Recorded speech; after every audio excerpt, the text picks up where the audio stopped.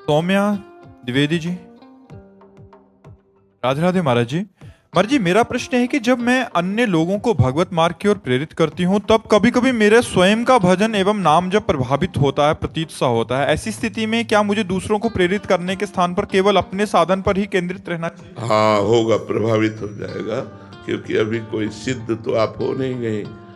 वैसे जो प्रचार करने का कार्य है वो जब तक अपने में दृढ़ता ना आ जाए और जब तक अपने भजन में, अपने अभ्यास में हम निरंतर रहे, अच्छा आज से नहीं है, बचपन से है, तो अब भगवान ने सेवा दी है तो हम ये सेवा मान करके सुनाया और इसके बाद तुरंत सब डिलीट किया, किसी से नहीं मिले, मानो ऐसे खत्म खेल।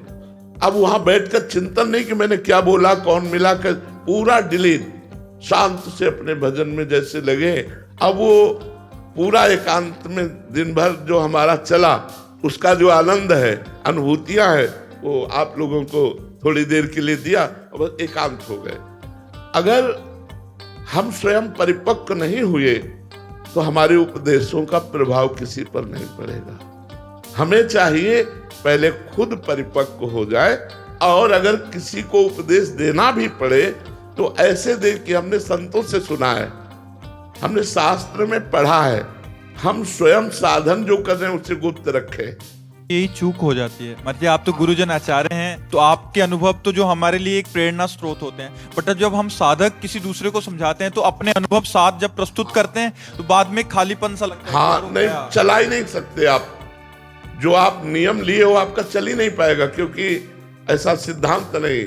जैसे आपको राधा नाम में आनंद आने लगा, आप 4 घंटा जब किए, आपको लगा यार परिवार के सदस्यों को भी दे, क्योंकि आनंद में, या अपने मित्रों को दे, या जो मिले। तो जहां आप एक ये कि हम तो 4 घंटे जपने में कितना आनंद मिलता है, आप 10 मिनट भी जपिए, अब आपका 4 घंटे भजन नहीं होगा। आप देख लेना, उसमें विघ्न पड़ जाएगा। अगर होगा भी तो आनंद रहित होगा, आनंद नहीं उत्पन्न हो पाएगा, सुस्तता आ जाएगी।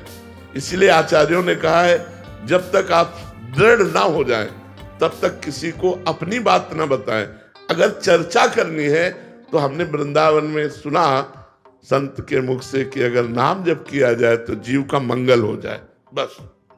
राधे राधे महाराज जी। महाराज जी, कई बार ऐसा होता है कि हमारे प्रियजन या मित्र होते हैं, उनके साथ कुछ दुर्घटना घटित होती है तो उनका भगवान से विश्वास उठ जाता है, और ये देख के हमको मन में बहुत दुख होता है कि आप भगवान से दूर नहीं हो सकते। तो उनको हम किसी भी तरीके से प्रेरित करते हैं कि फिर उस वजह से हमें अपना खुद का बताना पड़ता है कि हमारे साथ भगवान ने ये ऐसा करा, ऐसा करा। यही घाटा हो जाता है, यही घाटा हो जाता है। लेकिन महाराज जी, उनका दुख नहीं देखा जाता, ऐसे वो जो रहता है कि देखता भगवान से बस आप मतलब नहीं, अपने अपनी जो साधना और अपने ऊपर जो कृपा है, जब तक सिद्धावस्था ना आ जाए तब तक उसे वर्णन नहीं करना चाहिए। मतलब 13-14 वर्ष हो गए प्रवचन शुरू हुए, नहीं तो जीवन में कभी हम 5 मिनट भी नहीं बोले।